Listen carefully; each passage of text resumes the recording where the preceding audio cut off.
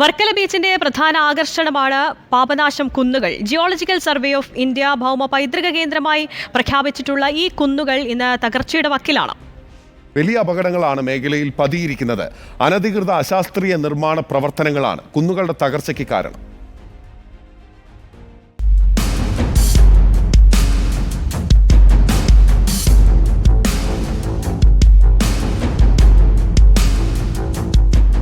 ലോകമറിയുന്ന വിനോദസഞ്ചാര തീർത്ഥാടന കേന്ദ്രമായ വർക്കലയുടെ ഏറ്റവും വലിയ പ്രത്യേകതയും ആകർഷണീയതയും കടലിനോട് അഭിമുഖമായുള്ള ചെമ്മൺ കുന്നുകളാണ്. തീരത്തുനിന്ന് 15 മുതൽ 25 മീറ്റർ വരെ ഉയരത്തിലാണ് പാപനാശം കുന്നുകൾ സ്ഥിതി ചെയ്യുന്നത്. പ്രകൃതിദത്തമായ ഈ കുന്നുകൾ ഇന്ന് മഴയെയും കാറ്റിനെയും പ്രതിരോധിക്കാൻ ശേഷിയില്ലാതെ അപകട കേന്ദ്രങ്ങളായി മാറിയിരിക്കുന്നു. കുന്നിന്റെ പല ഭാഗങ്ങളും വിള്ളൽ വീണ ഏതു നിമിഷവും തകർന്നു വീഴാവുന്ന അവസ്ഥയിലും എല്ലാ കാലവർഷ സമയത്തും വലിയ അളവിൽ കുന്നിടിയാറുണ്ട്. ഇത്തവണത്തെ വേനൽ മഴക്കാലത്ത് ദിവസങ്ങളുടെ വ്യത്യാസത്തിൽ പലവട്ടം കുന്നിടിഞ്ഞു. 2018 ബലിമണ്ഡപത്തിന് മുകളിലേക്ക് കുന്നിടിഞ്ഞു വീണ 3 പേർക്ക് പരിക്കേറ്റു. 2019 ബലിമണ്ഡപത്തിന് മുൻവശത്ത് കുന്നിടിഞ്ഞു. പലപ്പോഴും പലരും ജീവൻ നഷ്ടപ്പെടാതെ രക്ഷപ്പെട്ടത് തലനാരിയുടെ വ്യത്യാസത്തിൽ. കുന്നുകൾ സംരക്ഷിക്കണമെന്ന ആവശ്യത്തിന് വർഷങ്ങളുടെ പഴക്കമുണ്ടെങ്കിലും പരിഹാരം മാത്രം അകലെയാണ്. വർക്കലയിലെ ടൂറിസം വികസനത്തോടൊപ്പം അനധികൃത നിർമ്മാണങ്ങളും വൻതോതിൽ വർദ്ധിച്ചിട്ടുണ്ട്. തീരദേശ പരിപാലന നിയമങ്ങൾ ലംഘിച്ചുള്ള നിർമ്മാണ പ്രവർത്തനങ്ങൾ യഥാസമയം അധികൃതർ തടഞ്ഞിരുന്നുവെങ്കിൽ കുന്നിടിച്ചിൽ ഒരു പരിധിവരെ ഒഴിവാക്കാമായിരുന്നു. വിദേശികളടക്കം ഓരോ ദിവസവും ആയിരക്കണക്കിന് സഞ്ചാരികളാണ് വർക്കലയിലേക്ക് എത്തുന്നത്. വർക്കലയുടെ സൗന്ദര്യം നുകരാൻ അങ്ങനെ എത്തുന്ന സഞ്ചാരികളെ കാത്തിരിക്കുന്നത് ഇതുപോലുള്ള അപകട മുന്നറിയിപ്പ് ബോർഡുകളും അവരെ നിയന്ത്രിക്കുന്നതിനുള്ള നിയന്ത്രണ വേലികളും നിയന്ത്രണ രേഖകളും ഒക്കെയാണ്. വർക്കലയുടെ പ്രശ്നപരിഹാരത്തിന് കേന്ദ്ര സംസ്ഥാന സർക്കാരുകളുടെ ഇടപെടൽ ഒരുപോലെ അനിവാര്യമാണ്. വലിയൊരു അപകടത്തിന് കാത്തു നിൽക്കാതെ കാര്യക്ഷമമായ ഇടപെടൽ അടിയന്തരമായി ഉണ്ടായേ തീരും. വർക്കലയിൽ നിന്ന് വീഡിയോ ജേർണലിസ്റ്റ് വിഷ്ണുവിനൊപ്പം reporter Al Ameen in reporter. Varkala ക്ലിഫിൽ നിന്ന് അൽ അമീൻ തോട്ടുമുക്ക് തത്സമയം ചേരുന്നുണ്ട്. നമുക്കൊപ്പം അമീൻ, ഈ കുന്നുകളുടെ തകർച്ച, അതിൽ പ്രധാനമായും അമീൻ തന്നെ ചൂണ്ടിക്കാട്ടുന്ന റിപ്പോർട്ടിൽ ഒന്ന് അനധികൃത അശാസ്ത്രീയമായ നിർമ്മാണമാണ്. ഏതെല്ലാം ഭാഗങ്ങളിലാണ് ഈ നിർമ്മാണ പ്രവർത്തികൾ ഉണ്ടായിട്ടുള്ളത്? ഇപ്പോഴും ആ വിധത്തിലുള്ള പ്രവർത്തികൾ തുടരുന്നുണ്ടോ?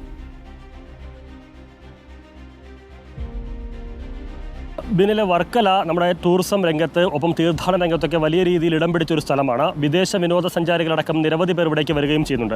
ഞാനിപ്പോൾ നിൽക്കുന്ന ഇവിടെ നിന്ന് കഴിഞ്ഞാൽ നമുക്ക് കടൽ കാഴ്ച വളരെ മനോഹരമായി കാണാനാകും. വർക്കല ബീച്ചിൻ്റെ കാഴ്ച, തിര അടിച്ചു വരുന്ന കാഴ്ചയൊക്കെ ഒരു കുന്നിൻ്റെ മുകളിൽ നിന്ന്, ഏതാണ്ട് ഈ തീരത്ത് നിന്ന് 15 മുതൽ 25 മീറ്റർ വരെ ഉയരത്തിലാണ് ഈ കുന്നുകൾ സ്ഥിതി ചെയ്യുന്നത്. ഏതാണ്ട് 5-6 കിലോമീറ്റർ വ്യത്യാസത്തിൽ ഈ കുന്നുകൾ വ്യാപിച്ച് കിടക്കുകയും ചെയ്യുന്നുണ്ട്. ആ ദൃശ്യത്തിൽ കടൽ കാഴ്ച വളരെ മനോഹരമാണ്. പക്ഷേ ആ കടൽ കാഴ്ച കാണണമെങ്കിൽ അതിനു മുമ്പ് നമ്മൾ മറ്റൊരു കാഴ്ച കാണേണ്ടതുണ്ട്. ആ കാഴ്ച കണ്ണിൽ പതിഞ്ഞിട്ട് മാത്രമേ നമുക്ക് ഈ കടൽ കാഴ്ചയിലേക്ക് നമ്മുടെ നോട്ടം എത്തുകയുള്ളൂ എന്നുള്ളതാണ് ഏറ്റവും പ്രധാനം. ഒരു ജാഗ്രതാ ബോർഡ് ഇവിടെ വെച്ചിരിക്കുകയാണ്. ഇത് ഒരു ബോർഡല്ല. നമ്മുടെ ഈ ക്ലിഫിലേക്ക് വന്നു കഴിഞ്ഞാൽ, ഞാനിപ്പോൾ നിൽക്കുന്ന ഈ ക്ലിഫ് എന്ന് പറഞ്ഞാൽ ഞാൻ നേരത്തെ സൂചിപ്പിച്ചതുപോലെ ഏതാണ്ട് 6-7 കിലോമീറ്റർ വ്യാപിച്ച് കിടക്കുന്ന ഒരു സ്ഥലമാണ്. ഞാനിപ്പോൾ നിൽക്കുന്നത് ഹെലിപാഡിനോട് ചേർന്നുള്ള സ്ഥലത്താണ്. ഇവിടേക്ക് വന്നിറങ്ങുന്ന ആളുകളെ ഒക്കെ തന്നെ സ്വീകരിക്കുന്നത് ഇതുപോലുള്ള മുന്നറിയിപ്പ് ബോർഡുകളാണ്. 1, 2, 3, 4 ബോർഡുകളൊന്നുമല്ല ഇവിടെ ഉള്ളത്. നിരവധി ബോർഡുകളാണ്. നമുക്ക് ഈ വർക്കലയിൽ വരുന്ന ദിവസവും വരുന്ന ആളുകളുടെ തിരക്കറിയണമെങ്കിൽ ഇവിടുത്തെ പാർക്കിംഗ് ഏരിയയുടെ ദൃശ്യം ആദ്യം ഒന്ന് കാണിച്ചു തരാം. നിരവധി വാഹനങ്ങൾ, 100 കണക്കിന് വാഹനങ്ങളാണ് ഈ വൈകുന്നേരം ഇവിടെ പാർക്ക് ചെയ്തിരിക്കുന്നത്. മറ്റു പലയിടങ്ങളിലും അതുപോലെ തന്നെ നിരവധി വാഹനങ്ങൾ എത്തിയിട്ടുണ്ട്. അതായത് നിരവധി ടൂറിസ്റ്റുകൾ ഓരോ ദിവസവും ഇവിടേക്ക് എത്തുന്നു എന്നുള്ളതാണ് ഞാൻ എടുത്തു പറയുന്നത്.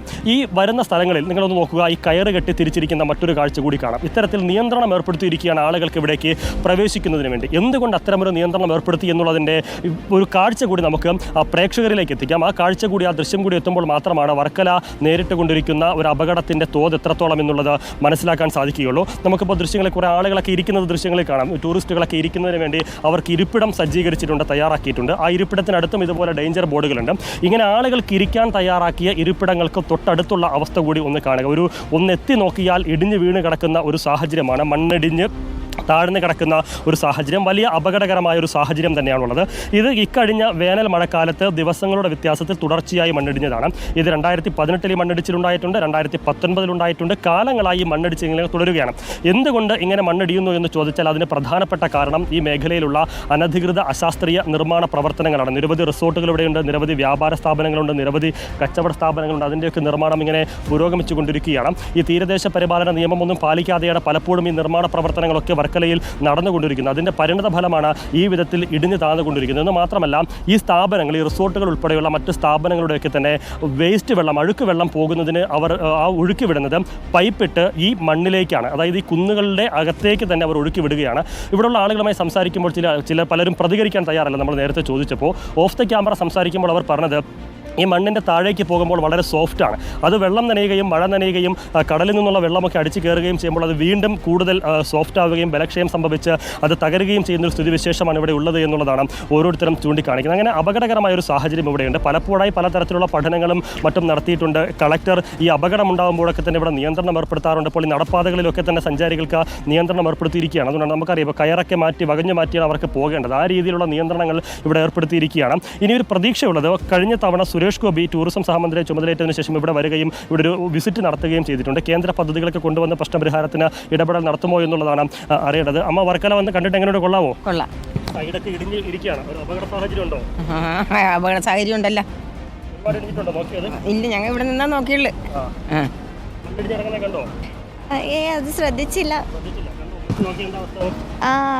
ശരിയാ, അപകട സാധ്യതയുണ്ട്. ഒരുപാട് പേര് വരുന്ന സ്ഥലമാണ്. ഒരുപാട് പേര് വരുന്ന സ്ഥലം.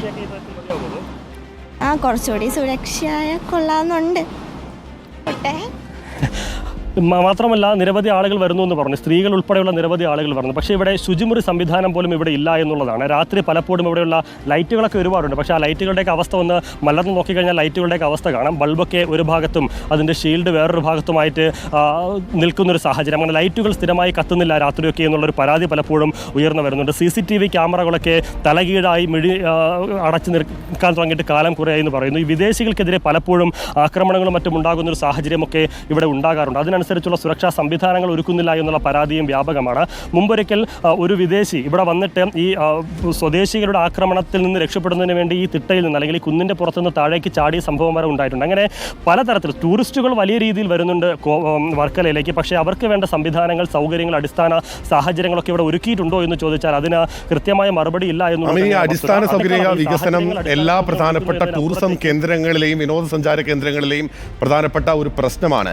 പക്ഷേ വർക്കലയിൽ കൂടുതൽ ഗുരുതരമായി നിൽക്കുന്ന ഒരു പ്രശ്നം അമീൻ ചൂണ്ടിക്കാട്ടിയതുപോലെ തന്നെ ആ കുന്ന്, ഈ പാപനാശം കുന്നുകളുടെ അവസ്ഥ തന്നെ വലിയ ഭീതിയിൽ അല്ലെങ്കിൽ ഒരു ഭീഷണിയിൽ നേരിടുകയാണ്.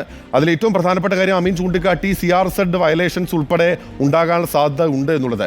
അതിൽ കൃത്യമായ രീതിയിൽ കോസ്റ്റൽ റെഗുലേഷൻ സോണുമായി ബന്ധപ്പെട്ട കൃത്യമായ നിയമനിർമ്മാണം, അതിന് കർശനമായ നടപടികൾ പല ഭാഗങ്ങളിൽ എടുക്കുന്നത് കണ്ടിട്ടുണ്ട്.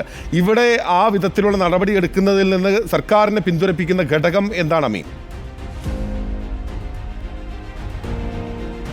ഇതിൽ ഞാൻ നേരത്തെ സൂചിപ്പിച്ചതാണ്. ഇവിടെ നമ്മൾ ചില ആളുകളുമായിട്ട് സംസാരിക്കുമ്പോൾ ഓഫ് ദ റെക്കോർഡ് ക്യാമറയ്ക്ക് പിന്നിൽ മറിഞ്ഞെന്നവർ കാര്യങ്ങൾ പറയുന്നുണ്ട്. പക്ഷേ ക്യാമറയ്ക്ക് മുന്നിലേക്ക് വന്ന് പറയാൻ അവർക്ക് പലർക്കും മടിയാണ്. അവർ പറയുന്ന കാര്യം ഇതാണ്: ഇവിടുത്തെ നഗരസഭയും അതുപോലെ തന്നെ ഇവിടുത്തെ വ്യാപാരികളും ചേർന്നുള്ള ഒരു ഒത്തുകളി എന്നുള്ളതാണ് അവർ പറയുന്നത്. കാരണം ഈ തീരദേശ പരിപാലന നിയമമൊക്കെ ലംഘിച്ചുകൊണ്ട് നിർമ്മാണ പ്രവർത്തനങ്ങൾ ഇവിടെ നടക്കും. നിർമ്മാണ പ്രവർത്തനങ്ങൾ നടക്കുന്നു എന്നുള്ള പരാതി അധികൃതരുടെ പക്കലെത്തുമ്പോൾ സ്വാഭാവികമായും ഒരു സ്റ്റോപ്പ് മെമ്മോ കൊടുക്കും. ഇതുമായി ബന്ധപ്പെട്ട ആളുകൾ കോടതിയിൽ പോയി ആ സ്റ്റോപ്പ് മെമ്മോ വെക്കേറ്റ് ചെയ്ത് മറ്റ് നടപടികളിലേക്ക് പോവുകയും ഈ നിർമ്മാണ പ്രവർത്തനങ്ങൾ ആരംഭിക്കുകയും ചെയ്യും. നമുക്കറിയാം, ഒരു വിഷയം കോടതിയിലേക്ക് പോയി കഴിഞ്ഞാൽ സ്വാഭാവികമായി അതിനുണ്ടാകുന്ന കാലതാമസം, ആ നടപടിക്രമങ്ങൾ പൂർത്തിയാകുന്നതിനുള്ള കാലതാമസം, ആ കാലതാമസം കൊണ്ട് ഇവിടുത്തെ നിർമ്മാണ പ്രവർത്തനങ്ങളെല്ലാം പൂർത്തീകരിച്ച് വേണ്ട വിധത്തിലുള്ള ഒരു വ്യാവസായിക വാണിജ്യ രംഗത്ത് അവർ ഉദ്ദേശിക്കുന്ന രീതിയിലുള്ള ലാഭം അവർ കൊയ്യുന്നു എന്നുള്ളതാണ്. അതിന് പക്ഷേ കൃത്യമായി ഇടപെട്ട് പരിഹരിക്കുന്നതിനും തടയുന്നതിനും അധികൃതർ തയ്യാറാകുന്നില്ല. അതിൻ്റെ രാഷ്ട്രീയ പിൻബലമുണ്ട്, ഭരണ നേതൃത്വത്തിൻ്റെ പിൻബലമുണ്ട്. അതുകൊണ്ട് തന്നെയാണ് ഈ രീതിയിൽ മുന്നോട്ട് പോകുന്നത് എന്നുള്ളൊരു വലിയ ആക്ഷേപമാണ് ഈ പ്രദേശത്തുള്ളവരൊക്കെ ഉന്നയിക്കുന്നത്. നമുക്കറിയാം, വർക്കല ഈ ബലിക്കടവൊക്കെ ഒരുപാടുള്ള സ്ഥലം കൂടിയാണ്. ബലിമണ്ഡപമുണ്ട് വർക്കലയിൽ. 2018 ഇതുപോലെ ഈ കുന്നിടിഞ്ഞ് വീണ് 3 പേർക്ക് പരിക്ക് പറ്റിയിരുന്നു. 2019 അന്ന് ബലിമണ്ഡപത്തിന് മുകളിലാണ് ഈ 2018 കുന്നിടിഞ്ഞ് വീണത്. 2019 ബലിമണ്ഡപത്തിന് മുൻവശത്തും ഇതുപോലെ കുന്നിടിഞ്ഞ് വീഴുന്നൊരു സാഹചര്യം ഉണ്ടായിരുന്നു. അന്ന് 100 കണക്കിന് ആളുകൾ ഈ ബലിയിടുന്നതിന് വേണ്ടി എത്തിയിരുന്നു. അങ്ങനെ ബലിതർപ്പണത്തിനെത്തിയ ആളുകളെല്ലാം അന്ന് ഈ ബലിമണ്ഡപത്തിനകത്തായിരുന്നു. അതുകൊണ്ട് മാത്രമാണ് ഈ ആളുകൾക്ക് അപകടം പറ്റാതെ ജീവൻ നഷ്ടപ്പെടാതെ രക്ഷപ്പെടാനായത്. ഈ ബലിമണ്ഡപത്തിനകത്തായതുകൊണ്ട് തന്നെ മുന്നിൽ കുന്നിടിഞ്ഞ് വീണപ്പോൾ അതിൽ നിന്ന് തലനാരിഴയ്ക്ക് ആളുകൾ രക്ഷപ്പെടുന്നത്. അങ്ങനെ പലപ്പോഴായിട്ട് ആളുകളുടെ ജീവൻ നഷ്ടപ്പെടാതെ രക്ഷപ്പെടുന്നത് തലനാരിഴ വ്യത്യാസത്തിലാണ്. അത് എത്ര കാലം ഇങ്ങനെ തുടരുമെന്നുള്ളത് വളരെ പ്രധാനമാണ്. ഈ മുൻപൊക്കെ ഞാൻ സൂചിപ്പിച്ചതുപോലെ വർഷങ്ങളായിട്ട് കുന്നിടിയുന്നു എന്നുള്ളത് പതിവ് കാഴ്ചയാണ്. പക്ഷേ കഴിഞ്ഞ മാസം ജൂൺ മാസത്തിലും മെയ് ജൂൺ മാസങ്ങളിൽ വേനൽ മഴ ശക്തമായപ്പോഴാണ് തുടർച്ചയായി ഇവിടെ മണ്ണിടിച്ചിലുണ്ടായത്, കുന്നിടിഞ്ഞു വീണത്. അത് മുൻകാലങ്ങളിൽ ഉണ്ടാകുന്നതിനേക്കാൾ എത്രയോ വളരെ കൂടുതലായിരുന്നു ഈ കഴിഞ്ഞ 2 മാസം കുന്നിടിഞ്ഞത്. അതായത് ഇനി അങ്ങോട്ട് പോകുമ്പോഴും ഈ കുന്നിടിയുന്നത് കൂടും, അതിൻ്റെ ബലക്ഷയം കൂടുതലാണ്. ഈ കാറ്റിനെയും അതുപോലെ തന്നെ ശക്തമായ തിരമാലയും മഴവെള്ളത്തെയും ഒന്നും പ്രതിരോധിക്കാൻ തക്ക വിധത്തിൽ ശേഷിയില്ലാതെ ഇവിടുത്തെ കുന്നുകൾ മാറിയിരിക്കുകയാണ്. ഇനി അങ്ങോട്ട് പോകുമ്പോൾ അപകടത്തിൻ്റെ തോത് വർദ്ധിക്കുമെന്നുള്ളത് ഉറപ്പാണ്. അത് കണ്ടറിഞ്ഞുള്ള എന്ത് പരിഹാരം അധികൃതരുടെ മുന്നിലുണ്ട് എന്നുള്ളതാണ് ഏറെ പ്രധാനം. ഈ അപകടം ഉണ്ടായതിനു ശേഷമാണ് ഇവിടെ വാഹനങ്ങൾ പ്രവേശിക്കുന്നതിനും കാൽനട യാത്രക്കാർക്കൊക്കെ നിയന്ത്രണം ഏർപ്പെടുത്തിക്കൊണ്ടുള്ള നിയന്ത്രണ ബോർഡുകൾ ഇവിടെ സ്ഥാപിച്ചതും കളക്ടർ നിയന്ത്രണങ്ങൾ പ്രഖ്യാപിച്ചതും. കഴിഞ്ഞ ദിവസം ഞാൻ പറഞ്ഞതുപോലെ സുരേഷ് ഗോപി, കേന്ദ്ര ടൂറിസം സഹമന്ത്രി സുരേഷ് ഗോപിയും ജില്ലാ കളക്ടറും മറ്റു ഉദ്യോഗസ്ഥരും ജിയോളജി വകുപ്പിൻ്റെ ഉദ്യോഗസ്ഥരൊക്കെ ഇവിടെ വന്ന വലിയ രീതിയിലുള്ള പഠനങ്ങളും ചർച്ചകളും യോഗങ്ങളൊക്കെ ചേർന്ന് പോയിട്ടുണ്ട്. അതിൻ്റെ റിപ്പോർട്ടൊക്കെ കേന്ദ്രത്തിന് സമർപ്പിക്കുമെന്ന് പറയുന്നുണ്ട്. ഈ പ്രശ്നപരിഹാരത്തിന് എന്തു നിർദ്ദേശം ഉണ്ടാകുമെന്നുള്ളതാണ് ഏറെ പ്രധാനം. നമുക്കിപ്പോൾ ആ ദൃശ്യങ്ങൾ കാണാം. ആ കയറൊക്കെ വകഞ്ഞു മാറ്റി ടൂറിസ്റ്റുകളും കുട്ടികളും ഒക്കെ പോവുകയാണ്. അങ്ങനെ വലിയ നിയന്ത്രണ ബോർഡുകൾ ഇവിടെ സ്ഥാപിച്ചിട്ടുണ്ട്. സാധാരണ 100 കണക്കിന് ആളുകളെ കൊണ്ട് തിങ്ങി നിറയേണ്ട ഇടമാണ്. ഇത്തരത്തിലുള്ള നിയന്ത്രണങ്ങൾ വന്നതുകൊണ്ടാണ് ആളുകളുടെ എണ്ണം കുറഞ്ഞിരിക്കുന്നത്. ആ കുറഞ്ഞ എണ്ണം ആളുകളാണ് ഇവിടേക്ക് വരുന്നെങ്കിൽ പോലും അതും അപകട സാധ്യത നിലനിർത്തുന്ന ഒന്നാണ്. ഓക്കെ, വ്യക്തമാണ്. അല്ലമീനാണ് വർക്കല പാപനാശം കുന്നുകളുടെ ശോചനീയാവസ്ഥയെ സംബന്ധിച്ച്, അവിടുത്തെ മണ്ണിടിച്ചിലിനെ സംബന്ധിച്ച് വിശദമായ റിപ്പോർട്ട് വർക്കലയിൽ നിന്ന് നൽകിയത്. വലിയ അപകടകരമായ ഒരു സാഹചര്യം, വലിയ ഗുരുതരമായ പ്രശ്നം തന്നെയാണ്.